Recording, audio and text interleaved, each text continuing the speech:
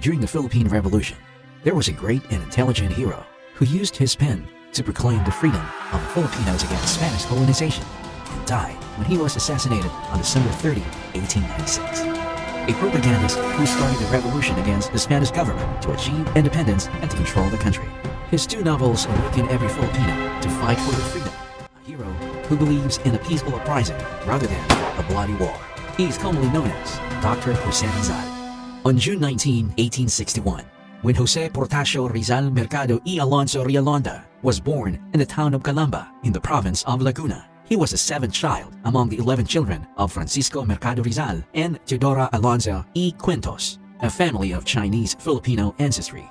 But later, their family changed their surname to Mercado to hide their family origin due to the sentiments against the Chinese at that time.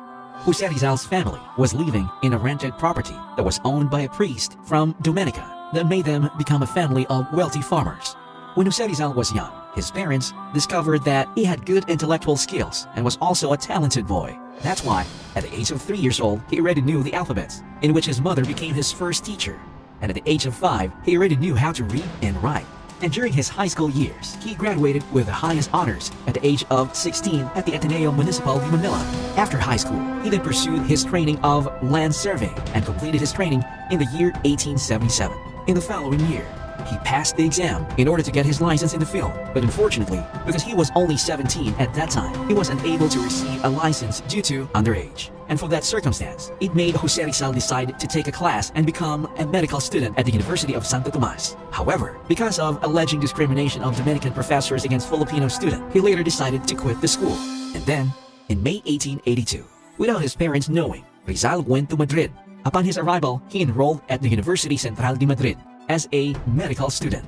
Later, in June 1884, he received his medical degree at the age of 23. And the following year, Jose Rizal graduated from the Philosophy and Letters department. But then again, his journey of being a student still has not yet ended. So after he graduated to the Philosophy and Letters department, he also took the field of ophthalmology. This is because he was inspired by his mother's progressive blindness. So he studied at the University of Paris and then to the University of Heidelberg to further his knowledge in ophthalmology. And in the year 1887, Jose Rizal finally finished his second doctorate at Heidelberg. Then later, Jose Rizal decided to move to Europe, where he remained there for 10 years. While he was staying in Europe, he learned 10 languages and could speak them fluently. Other people were also very impressed at him because of his intelligence and charismatic.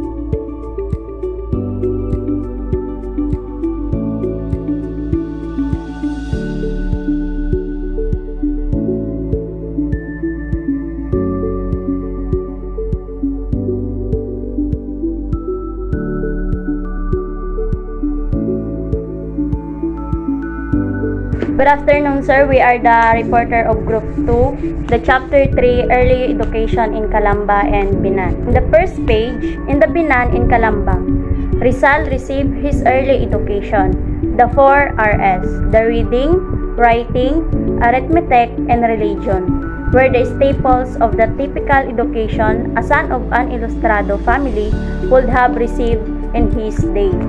So secondly, the hero's first teacher. The first teacher of Rizal was his mother, Doña Teodora. So Doña Teodora was a remarkable woman of good character and fine culture, and she is the one who taught Rizal how to memorize the ABCs, and the one who discovered his son's talent for poetry.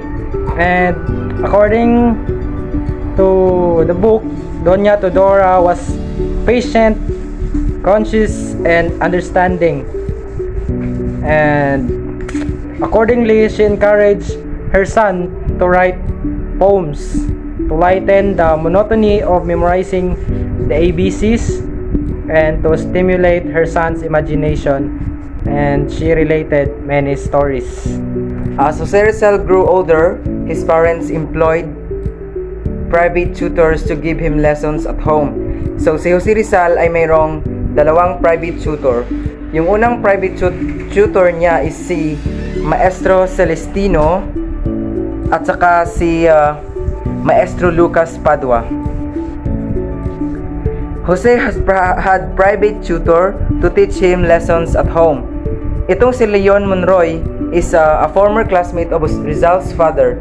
Siya yung nagturo kay Jose Rizal ng Spanish and Latin. On Sunday afternoon in June 1869, Jose left Calamba for Binyan. So Pasiano was accompanied by him, who served as his second father, and they traveled together with a karumata. So karumata is a light two-wheeled box-like passenger vehicle usually drawn by a single native, or in these present times tinatawag natin siya na kalesa. First day in Binan School. Maestro Jacinto Aquino Cruz, the first official teacher of Rizal.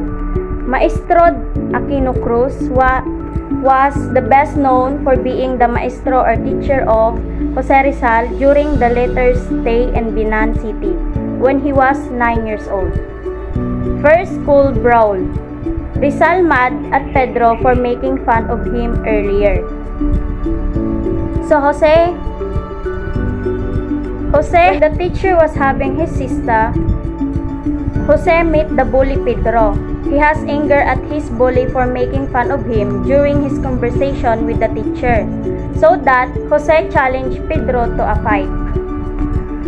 After the class in the afternoon, a classmate named Andres Salandanan challenged him to arm wrestling match. They went to a sidewalk of a house and wrestled with their arms. Jose, having the weaker arm, lost and nearly cracked his head on the sidewalk. Painting lessons in Binyan. Near the school was the house of an older painter called Juancho, old painter who lived near the school, who was the father-in-law of the school teacher. Jose, lured by his lover of painting, spent many leisure hours at the painter's studio. Old Juancho freely gave him lessons in drawing and painting. He was impressed by the artistic talent of the Calamba lad, Jose Guevara, Rizal's friend who also loved painting. Both became apprentices of Juancho, and also he became the favorite painters of the class. Jose and his classmate, Jose Guevara, who also loved painting, became apprentices of the old painter. They improved their art so that in due time they became the favorite painters of the class. So best student in school.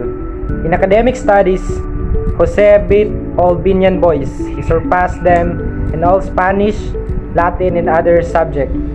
So some of his older classmates were jealous in his intellectual superiority. They wickedly squealed to the teacher whenever Jose had a fight outside the school, and even told lies to discredit him before the teacher's eyes. Consequently, the teacher had to punish Jose. And Martyrdom of Gamborzwa. The Cavite Mutiny of 1872 resulted in the martyrdom of Gamborza.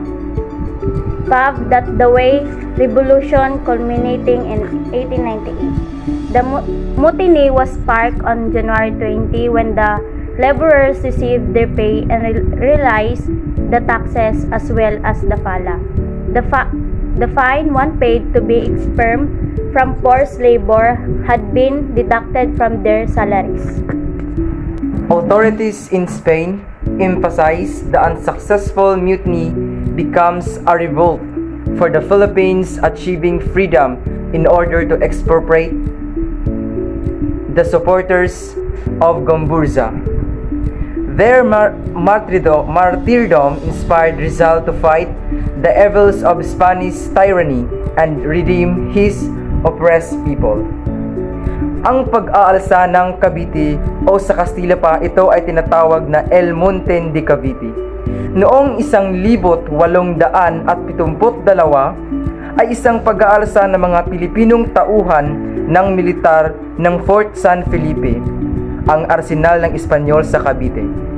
Philippine Islands, kilala rin noon bilang bahagi ng silangang Indias ng Espanya. Noong Enero 20, 1872, humigit kumulang 200 lokal na bagong kaanib ng kolonyal na tropa at manggagawa ang bumangon sa pinaniniwalaang ito ay mag-aangat sa isang pambansang pag-aalsa. Hindi nagtagumpay ang pag-aalsa at pinatay ng mga sundalo ng gobyerno ang marami sa mga kalahok at sinimulang sugpuin ang umusbong na kilusang nasyonalista sa Pilipinas. Maraming scholar ang naniniwala na ang pag-aalsa ng Cavite noong 1872 ang simula ng nasyonalismong Pilipino na kalaunan ay humantong sa Rebolusyong Pilipino noong 1876. So, at February 17, 1872, Gamborza were executed at sunrise. So, later in 1891, Jose wrote El Filibusterismo, his second book with Gamborza as dedicated. So, sinulat ni Jose Rizal ang librong El Filibusterismo para i-dedicate sa Gamborza, para isiwalat sa mga tao kung ano ang karahasan ng mga sa panahon ng Spanish colonization rather. Before June of 1872, tragedy struck the Rizal family. Doña Teodora was suddenly arrested on a malicious charge that she and her brother Jose Alberto tried to poison the latter's perfidious wife. After arresting Doña Teodora, the sadistic Spanish lieutenant forced her to walk from Calamba to Santa Cruz, capital of Laguna Province, a distance of 50 kilometers. Doña Teodora spent 2.5 years in solitary confinement at the provincial jail before the Manila Royal Audiencia Supreme Court cleared her of the charged offense. Messenger Francisco de Marcadia and Messenger Manuel Marzan, most famous lawyer of Manila who defended Duna de la Cruz. Pagkatapos ng kamatayan ng Gamborza, ang ina naman ni Jose Rizal ay pinagbibintangan umano na nagbabalak na lasunin ang asawa ng kanyang kapatid na si Jose Alberto. Ang mga kaaway ng pamilya nila Rizal at ang hipag ng kanyang ina ang dahilan nito. Pagkatapos mandakip si Doña Teodora ay pinalakad siya mula Calamba hanggang Santa Cruz, Laguna na may layo na 50 kilometro. At ayun na nga, si Doña Teodora ay nakulong ng 2.5 taon. That's all. Thank you. Thank you for watching our report and God bless us all.